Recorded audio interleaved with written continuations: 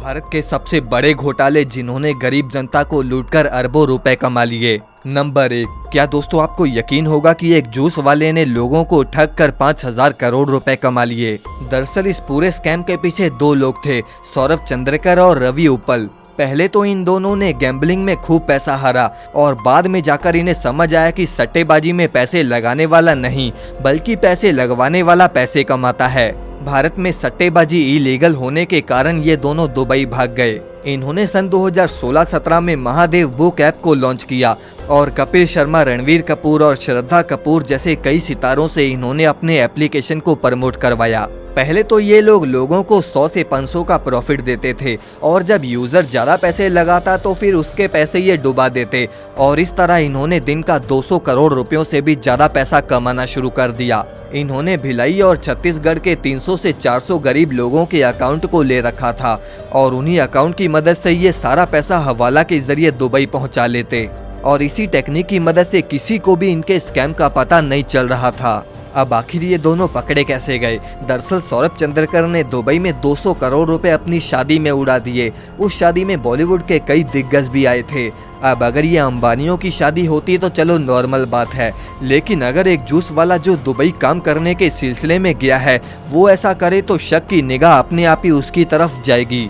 ED अब इन दोनों के पीछे हाथ धोकर पड़ गई। आज ये दोनों कहते हैं कि दुबई या श्रीलंका में छिपे हैं और ईडी आज भी इन्हें पकड़ने का बंदोबस्त कर रही है। अब दोस्तों हम आपको सत्यम स्कैम का बताते हैं। ये स्कैम दोस्तों भारत का 2010 तक का सबसे बड़ा स्कैम था। दरअसल कंपनी थी सत्यम कंप्यूटर सर्विसेज। 1987 में राजू ब्रदर्स ने इसे बनाया था। ये कंपनी काफी सक्सेसफुल थी और 1991 तक इसे बॉम्बे स्टॉक एक्सचेंज में लिस्ट कर दिया गया। जल्दी ही ये कंपनी टीसीएस, विप्रो और इन्फोसिस के बाद भारत की चौथी सबसे बड़ी आईटी कंपनी बन गई। 2003 में इसकी वैल्यूएशन थी $1 बिलियन। 2008 तक इसकी वैल्यूएशन $2 बिलियन चली गई, लेकिन तभी पता चला कि ये कंपनी बहुत बड़ा स्कैम है। पता चला कि मिस्टर राजू अपने पर्सनल कंप्यूटर पर फर्जी बिल बनाया करते थे। वो ऐसी चीजों का बिल बना देते थे जो एग्जिस्ट ही नहीं करती। अब बैलेंस शीट पर कंपनी बहुत पैसा कमा रही थी। ये देखकर इन्वेस्टर इस कंपनी में अपना पैसा लगाने लग गए। पैसा आने के बाद इसका शेयर प्राइस ऊपर जाने लग गया। प्राइस ऊपर जाने के बाद सत्यम ब्रदर्स ने शेयर बेचा और हजारों करोड़ों का मुनाफा कमाया। बेसिकली इन्होंने झूठा प्रॉफिट दिखाकर असल में प्रॉफिट कमाया। 7 से 8 सालों तक इन्होंने खूब पैसा कमाया, लेकिन जब इन्होंने ये फर्जी बिल वाली बात को कन्फेस किया तो इन्हें 7 साल की सजा दी गई और बाद में इस कंपनी को टेक महिंद्रा ने खरीद लिया। नंबर 3। अब आइए दोस्तों हम आपको टार्जन दी वंडर कार के मालिक के स्कैम के बारे में बताते हैं। 2004 में फिल्म आई थी टार्जन दी वंडर कार। टार्जन दोस्तों दिलीप छाबड़िया का एक ऐसा प्रोजेक्ट था जिसे वो स्पोर्ट्स कार के रूप में भारत में लाना चाहते थे। इन्होंने टार्जन कार को प्रमोट करने के लिए पूरी फिल्म ही बना डाली, लेकिन दोस्तों ये मूवी फ्लॉप हो गई। दरअसल इस मूवी को पसंद करने वाली ऑडियंस थी बच्चे और बच्चों का कार खरीदना पॉसिबल नहीं था। कुछ अडल्ट इस गाड़ी को खरीदना चाहते थे, लेकिन इसका प्राइस देखकर उन्होंने भी अपना मन बदल लिया। दरअसल दिलीप छाबड़िया ने इस गाड़ी की कीमत 2 करोड़ रुपए रख दी।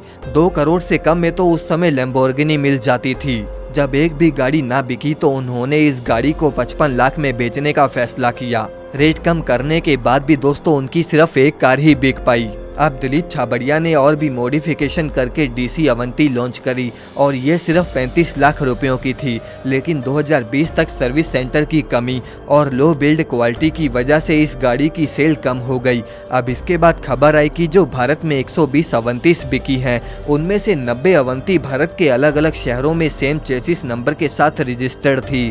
और तो और दिलीप छाबड़िया ने हर डीसी अवंती पर 42 लाख का लोन ले रखा था। इसके बाद पुलिस ने दिलीप छाबड़िया को अरेस्ट कर लिया। लोगों का भरोसा कंपनी से उठ गया और यह कंपनी पूरी तरह से डूब गई। तो दोस्तों ये थी हमारी आज की वीडियो। आप अपने विचार हमें कमेंट में जरूर बताएं और इस वीडियो को लाइक करके चैनल को सब्सक्राइब जरूर कर दें।